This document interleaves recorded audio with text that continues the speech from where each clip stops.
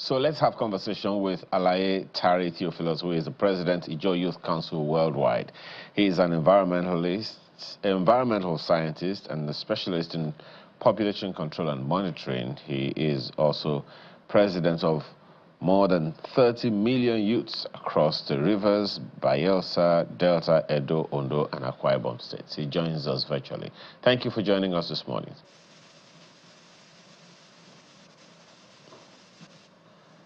Thank you for joining us this morning. I hope you can hear me.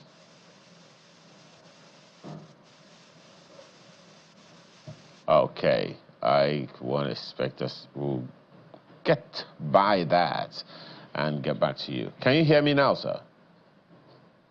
Yes, I can hear you. Okay. Good morning. You just heard the governor of Bayelsa State making that statement. Let's begin from there. How does that come across to you? Thank you very much. You know, today, the Nigerian political atmosphere is so tense, and, 2017 haven't come, but they have already hit up the politics. So every governor, with what is happening in River State, want to be careful with what happens in their state, so that somebody will not go and convince those that are within the corridor of power in the presidency to declare state of emergency and remove a sitting governor. So everybody wants to be careful. So in as much as the chief security officer of a state, and you believe that if there are some activities about to be carried out, have some element of causing crisis, it is expected of you to swing into action. And I believe that is what the governor has done. He made a very clear statement that the FCT minister is not from Bayelsa State. And there is no reason. Election hasn't come. Politics, time for campaign has not reached. So there is no need of Bayelsa State hosting such a person. And with the atmosphere already being charged for the uncomplimentary statement that the FCC minister made against the Ijaw people. So I believe the governor made that his position for the best interest of Bayelsa State people, and to avoid unforeseen circumstances that might warrant the declaration of state of emergency and the removal of another Ijaw son, or suspending another Ijaw son that is a governor. So I believe, to my understanding, the governor did it for the best interest of Bayelsans and Bayelsa State at large. That is what I have to say about that. I'm also calling on those new associate members that you look, politics hasn't come. This is time for governance. Rally around your governor to see how he can improve the living conditions of Bayelsans and give them the needed infrastructural development. The reason why we clamored for democracy is so that we can easily cry to those that we have elected into office for areas that we believe that they need to push it up to increase or improve our living standard. Well, just a quick one, Mr. Theophilus. If the president has not called for a state of emergency in Plateau State, despite the unfortunate incident there, and we haven't heard any significant, pushback from even the presidency about what's happening in Benue State, why would you imagine that a state like Bayelsa, that nothing has happened, could get a state of emergency? The reason why I'm saying this, number one, River State, in as much as we are aware, is very calm and peaceful. But just because the executive arm and the legislative arm is having loggerhead, a state of emergency was declared. Zamfara State over time has been taken over by bandits, and that has not been declared state of emergency. Plateau State, as you have earlier said, Benue State, as you earlier said, has been overrun, including Kogi State, by herdsmen But all those places, state of emergency has not been declared. But River State that is having little political challenges, state of emergency was declared. And the elected governor, the people's governor, was suspended unconstitutionally. And an alien in the name of sole administrator has been appointed to see how River State resources can be carted away. So what I'm trying to say is that political interest supersedes every other thing. Human life does not matter in this current administration. Well, you haven't quite addressed the question that I asked you. How they can grab states. Mr. Theophilus, you haven't quite addressed the question, the specific question that I asked, but we can actually go ahead and, talk about River State. This protest and counter-protests that we're hearing of, where is it coming from? It would seem like the people are now being pitted against each other. That isn't what, you want. That's not what anyone wants, is it? Yes, you are quite correct.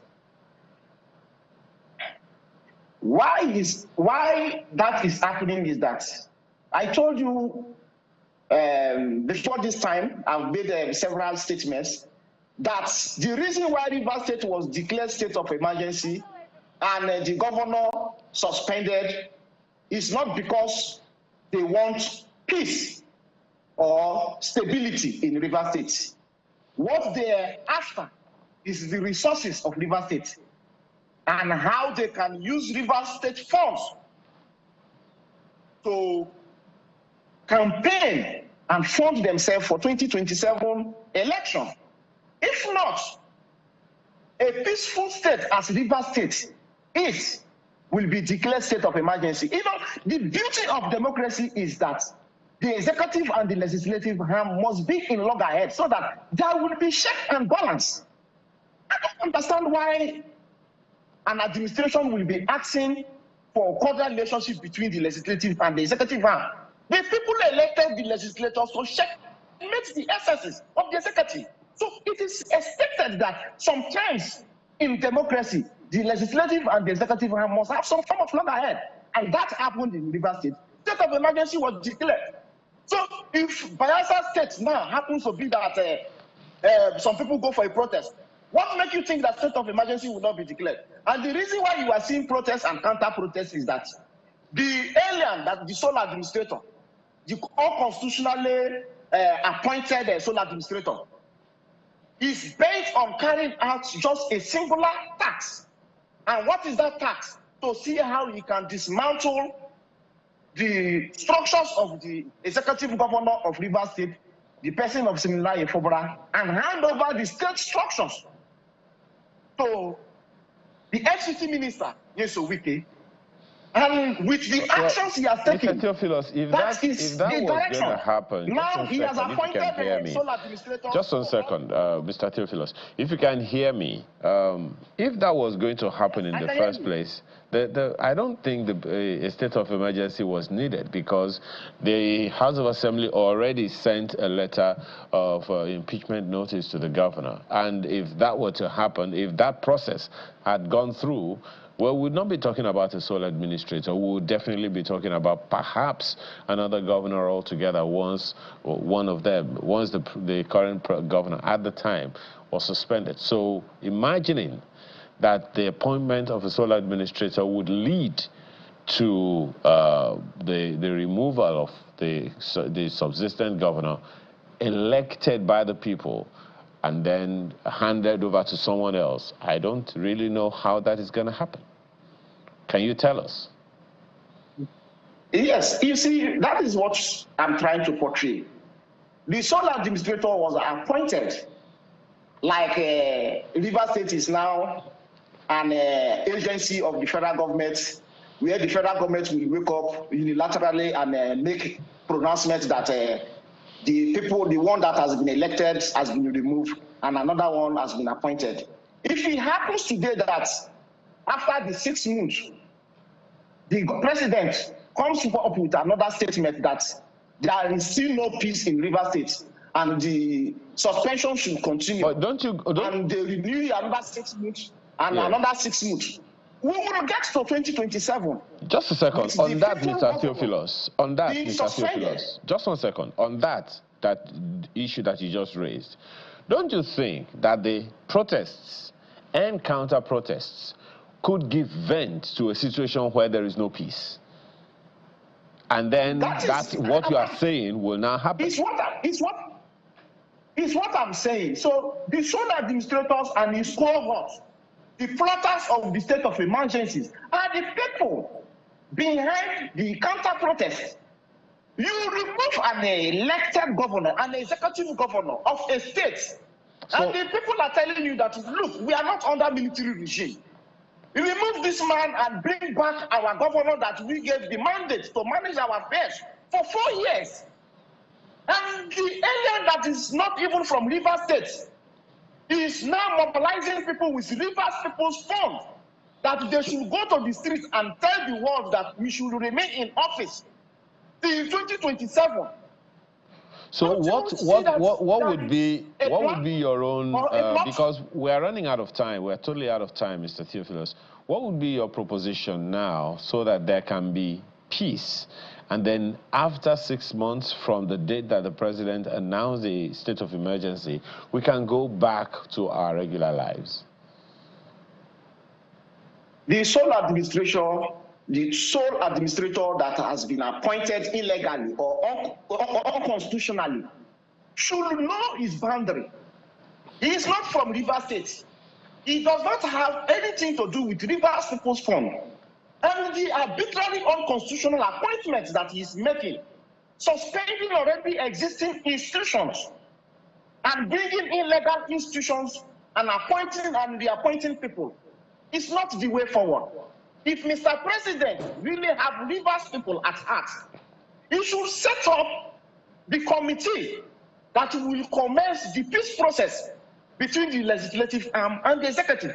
What Rivers people need is peace and development. Okay. And not undemocratic steps that will further cause division in River State. Well, don't you think it would be a good idea? Just lastly, Mr. Theophilus, just a second. Don't you think it will be a good idea for you, leading about 30 million people, as you say, to make a representation to the presidency and say, Mr. President, we and a number of other interest groups in the state, this is our thinking, as opposed to going on the streets and mobilizing, unrest? We just had an all-leisure meeting called by the INC to discuss and chart the way forward. That is the first step that we have taken.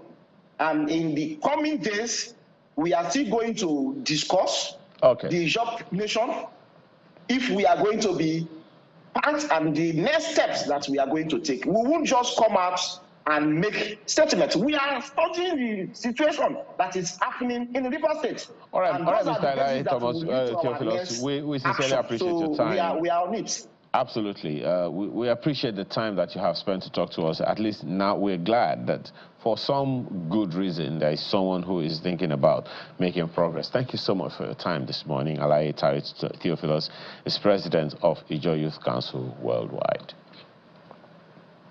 Thank you very much. Yeah.